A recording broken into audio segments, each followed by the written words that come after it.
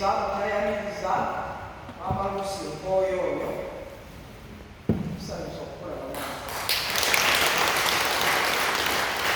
ate nebwebiranga dokita luboga n'omukyala tubaniriza nnyo pulezidenti waffe era n'omwami tusanyuse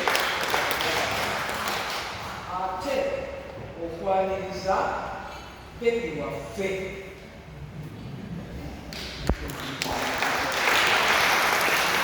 aleezo tekimala nnyo abakubi akalulu omwabula eyayogeddeko ku ba ex-president abali wano namwe muyimirire abaliwo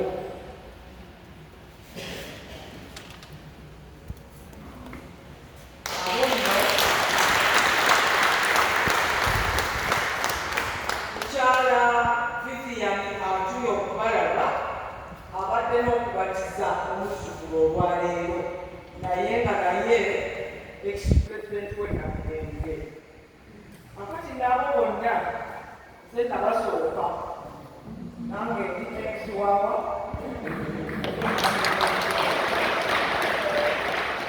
ate mukama nantwala nembeera ex owa provinsi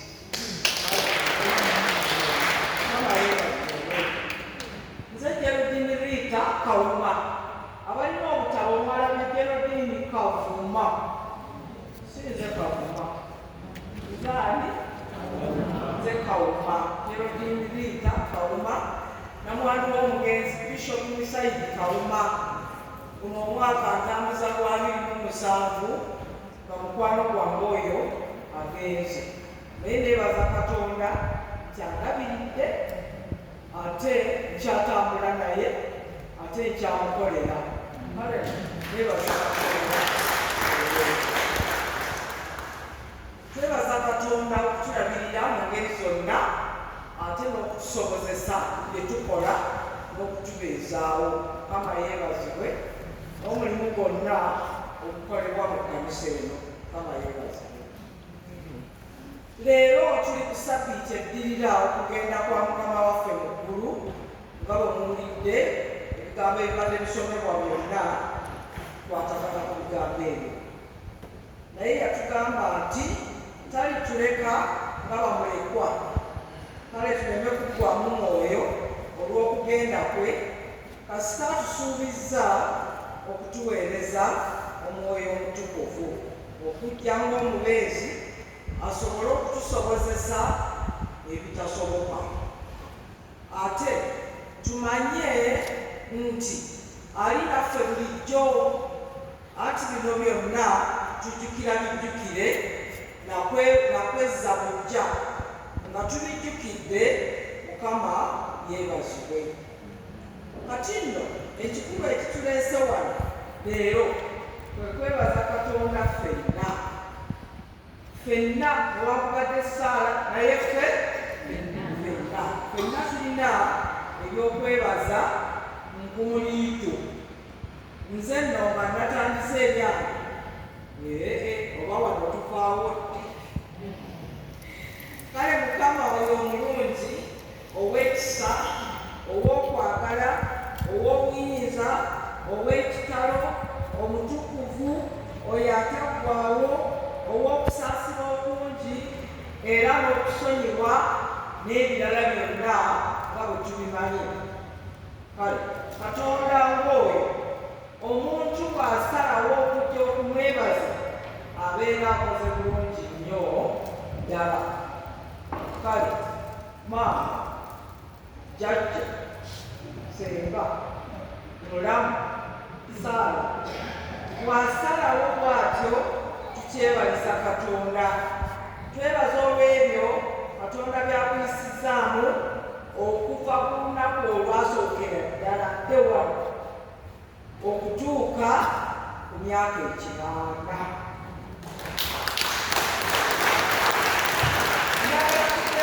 birthday y'amaanyi eri twagiyimbye nga tusanya buzanyi tuyimirire happy birthday to you happy birthday to you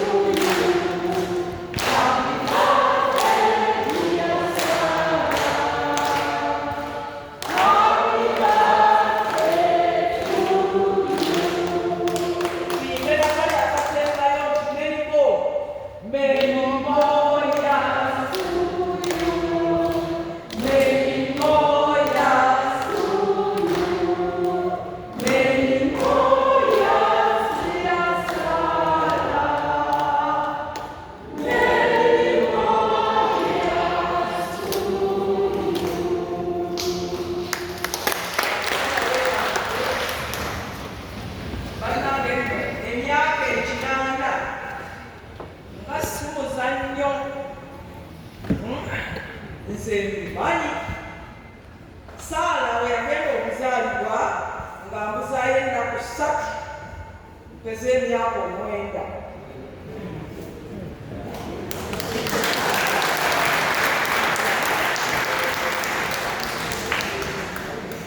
Era bonna olwaleero si 12 mbuzaayo ennaku 15 mpeze emyaka 89.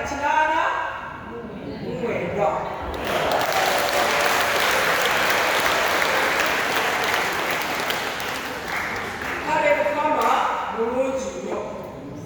Obeera oyise ng'olabye, owulidde, ng'okoze ebintu nkumu.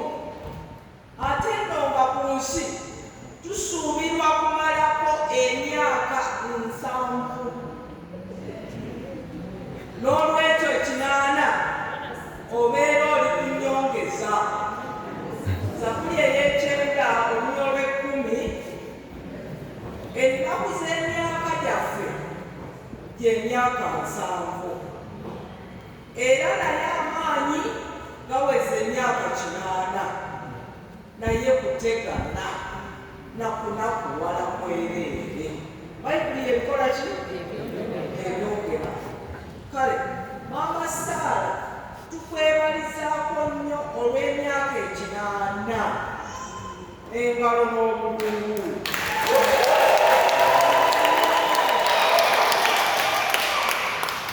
Amiina. Zabuli ya Asaafu eya 5 olunya olw'e14 kyava agamba nti owenga Katonda ssaddaaka ey'okwebaza, osasulenga obweyamo obwo eri oyo ali waggulu ennyo. Kale tuli wano kwebaza. Abantu abamu bwe balaba kino bakiyita kweraba oba kwegalabya.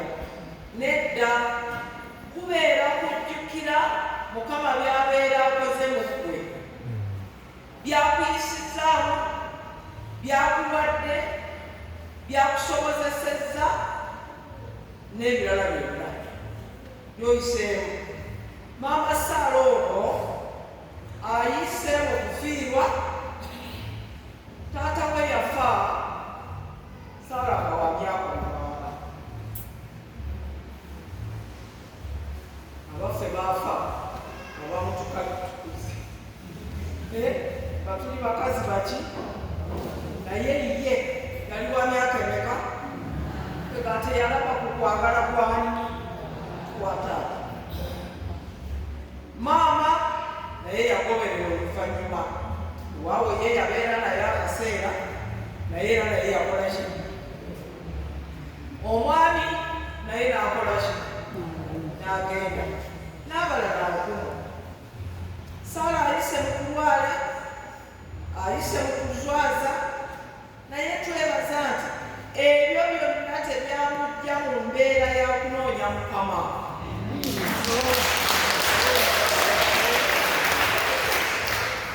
Ate twebaza Katonda, Saala ng'ali eggombe ng'asoma mu yali Julia Musere, Saala yamukoka.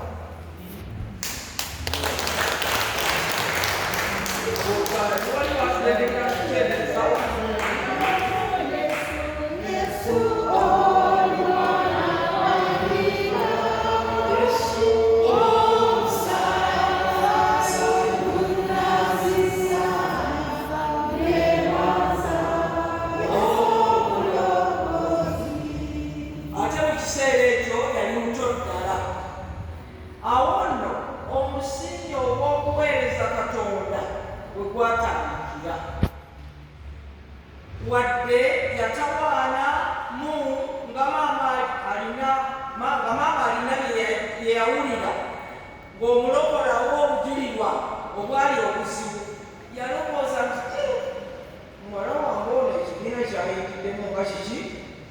Nga kikyamu. Era n'atawaanamu awo mu kutambula, naye Mukama n'amuyimiriza n'okutuusa kaakati Saala akyali muki? Akyali mulokozi. Mukama yeebazibwe nnyo. Era kyokka ate ne maama ku nkomerero yakola ki? Yalokoka era nakyo kiteebaliza Katonda. Twebaza nnyo maama ono obutaddiira. Obuweereza bwa Saala bwa muwendo nnyo. Sunday school era saalidde wano kuba nti tebamuwadde kakisa wakuyimbisaayo kati kayimba. Saala oyo ennamirembe gye twali yasomesa Sunday school n'amagezi go bonna n'obulamu bwe bwonna. Ate mpulira nti neeno ekansaala ye yatandika ki? Ye yatandika Sunday school.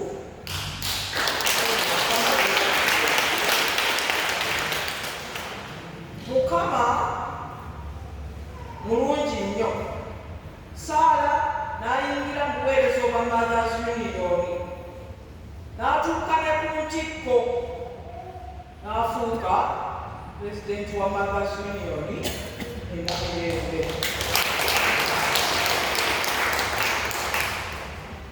Saala okusomesa abagole nga naye namba ki?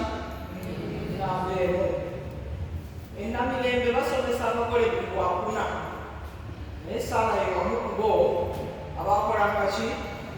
Abasomesanga abagole buli Lwakuna nga tabulayo, era nga bamanyiddwa. Abalala nga ne Saala mwali. Saala mu kuzannya emizannyo nga takola ki? Nga tabulamu. Mu bitontome nga ye wuuyo. Obukebezi nga kikyala. Leero bannange njogere ki era ndeke ki? Genda nneeka, kulera, kujjanjaba, kulima, era bw'otunula mu katabo kano emabega waako ali mu biki? Ali mu bimuli. Kale obwo bwonna buweereza. Twebaza Katonda. Kutunga simanyi oba n'olwera butunzi nga Saala oba mulina mukolo oba kiki ajja mu ngoye naye nga yakoze eki? Nga ye yabutunzi. Ne busuuti nazo azikola ki? Azitunga. Kale n'ababadde batamanyi ekyo mugende eyo kulambula bantu nga Saala ye wuuyo. Kigambo kinene. Ebya Saala tebikola ki? Tebiggwaayo. Naye mu byonna nga twebaza nti bwe yasenga Mukama ng'omulokozi we n'amwagala, ekyo kyokka kyekimusobozesa ebyo byonna.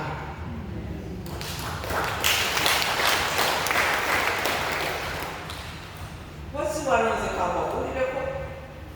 Nze wano wabanga okusenga Yesu kigambo kyaki?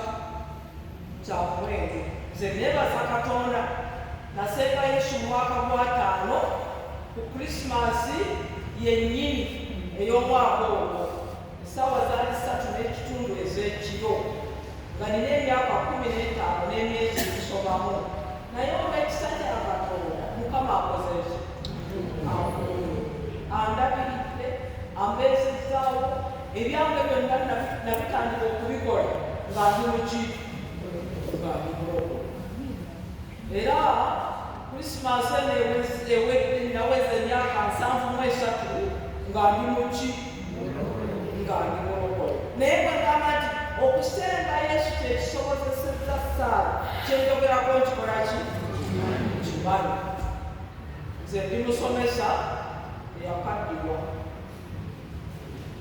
ndi mubuulizi wa njiri omutendeke, ate ndi mu buzibuzi w'abantu era omuki? Omutendeke. Naye ebyo byonna byonna byetooloolera ku ki? Ku Yesu. N'okufumbirwa kwange nga ndi mu ki? Era nze bwe nalokoka neeyama ebyeyama eki saagala kulemwa kulokoka. era nze nali njagala kusoma busawo semukulubuka nali njagala busawo kubanga maama wange yali nzaalisa ng'amuddako dokita Kafeero naye bwe batampa Mmengo ne bansindika eMulago nga mpulira ekiri eMulago abawala simanyi balinnya ne bayita malirisa ne bakola kibakomawo saamweka nenanze seremerwa Mulago oba kukyusa mirimu kangukole nengenda mu kusomesa endejje naye nga newala kutalina kulaki ekyeyama ekyokubiri kyali omusajja ne bali bafaanana atya nga si mulokole sigenda mukolaki okufumbirwa eriyoze tebaŋŋamba nga bagamba nga taata naye nga taata abagambo eyo temujja kukusobolayo Katonda n'akamisa wange nga muki nga mulokole ne tutambula myaka gyali gigenda kweraana mu Mukama n'amukola ki n'amutwala kati ntambuza lwa 27 nga nabantu naye olw'okulokoka Yesu atambuze Yesu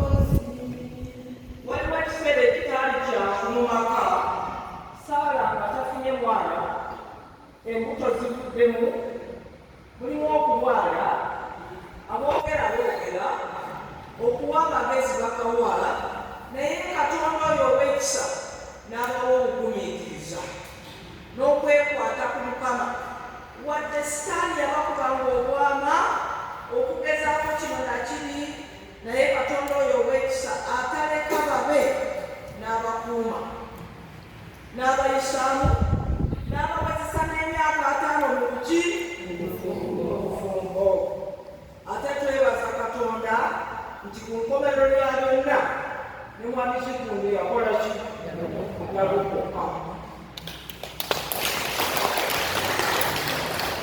era Saala n'amusiibula nga muki nga mulokole kale okwebaza kuno emyaka 8 kwansomoka anti ebyo byonna nga wetuwulidde Saala abikoze emyaka gino emeka 8.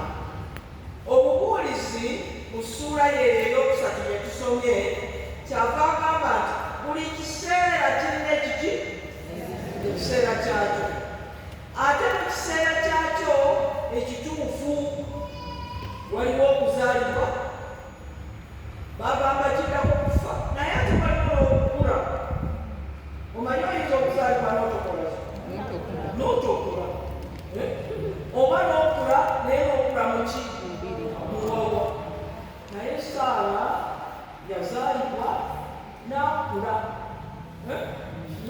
era tetuva tumwebaliza kaakala ennaku zino abazadde oba babangi tebakyakuza baana mu ngeri ki tuufu era nze neewuunya ennaku zino bwe tuba tutambula kiseera kyakuwummula naye osanga enkuulitu y'abaana abali mu kkubo nogamba nagamba dereva wange mugamba kati bano abaana bonna eka tebalina kye bayinza kukolayo nga osanga abasatu osanga abataano osanga 10 bano balagendo naye twebaza Katonda Saala bamukola ki bamukuza mu ngeri eki mu ngeri entuufu kale naye nga twebaza Katonda nti buli kintu nga kituuse mu kiseera kyakyo bw'otunuulira Mukama n'omutegeeza n'omukwasa ensonga zonna azikolako kasita aziwulira buli kiseera kyakyo kubanga ngamu okusijja kubiddamu kubisoma naye mubikoze eki mubiwulidde ale Mukama atubeere bwe kuba kujjanjaba akola ki ajjanjaba bwe kuba bwetaavu obwetaavu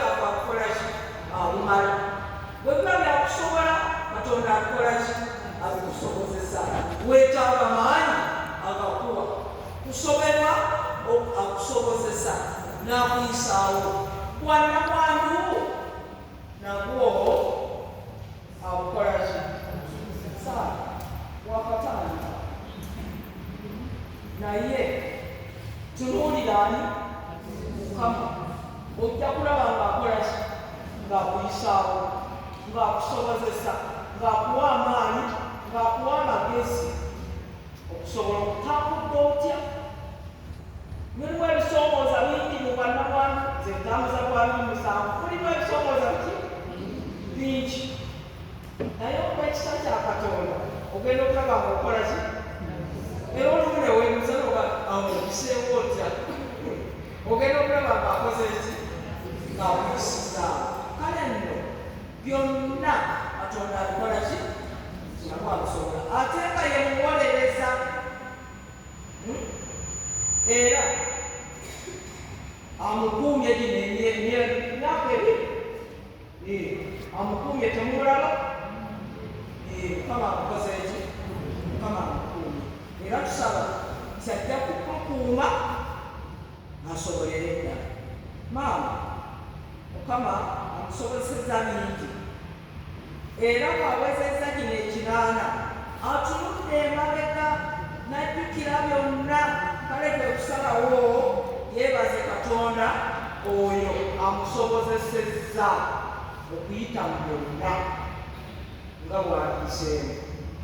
Zaburiya ey'ekikumi Dawudi teyava ayimba nga yeebaza Katonda. Mbadde nsaba abayimbi Zaburiya eyo tugiyimbe nga tuyimiridde ffenna nga twebaza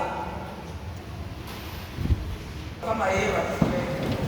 Era Dawudi omu Zaburiya ey'ekikumi n'omukaaga olw'olw'ekkumi n'ebbiri yali yeebuuza kiki kye ndisasula Mukama olw'ebirungi bye byonna ebiyinza. Olina olw'ekkumi n'ebbiri naawe bw'otunuulira birungi byakuyisizzaamu emabega. Kambabulireyo kino, twafuna akabenje mu 89, twali abantu 7 mu mmotoka, naye taata gwe baatandikirako okukuba kuba ye yalina ekiwundu ekirabika. Naye bagenda okutuuka ku nze ng'olubuto lukoze eki ekiga nti omusayi gwonna gwonna nga guvuddeyo eri buli luddawa olubuto. Era abasawo okunkolako bankolako ng'omuki ng'omufu. Era bwe bansaayo mu woodi nga nzisengulu ne bagamba bannansi nti oyo azze engulu naye mu ddakiika nga 2 oba 15 ajja kubanga akoze eki. Naye Epo 9 nawezezza emyaka 35 okuva ku kabenja.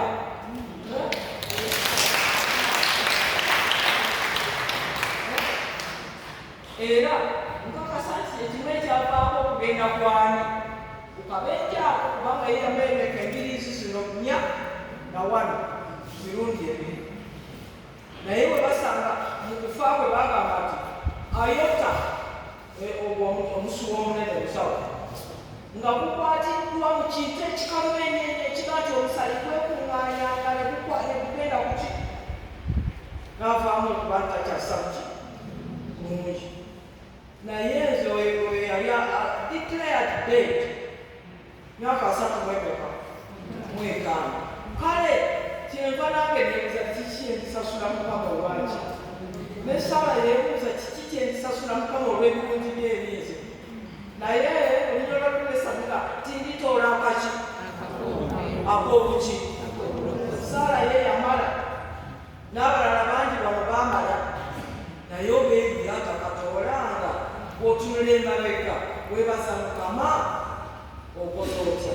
N'alyoka agamba olunyolo lw'ekkumi n'agamba nti ndikwawula erinnya lya Mukama, ndisasula obweyamo bwange eri Mukama, nti ate mu maaso g'abaki n'abantu be bonna. Sara kyavudde ajja wano mukwe mwenna yeebaze Mukama olw'ebyo byakoze eki, ebyebyo byamuyisizaamu obweyamo bwange eri Mukama, nti mu maaso g'abantu be bonna.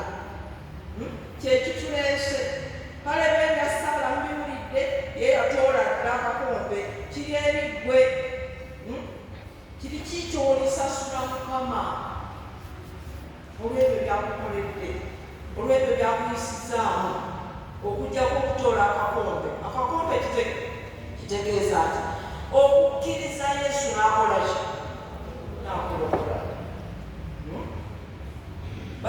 negamba leero lwe lunaku olw'obulokozi, essaawa eggwayo, ebyensi mu biraba byongera kubeera bibi.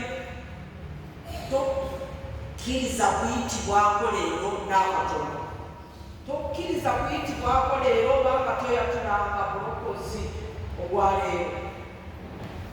Abayimbi nsaba mutuyimbira akayimba numukoljeezo oba eriyajja naba nti nze olwaleero maama oba jjajja obaali lwakoze omukolo okwebaza Katonda olw'ebirungi byonna byamuyisizaamu, nange leero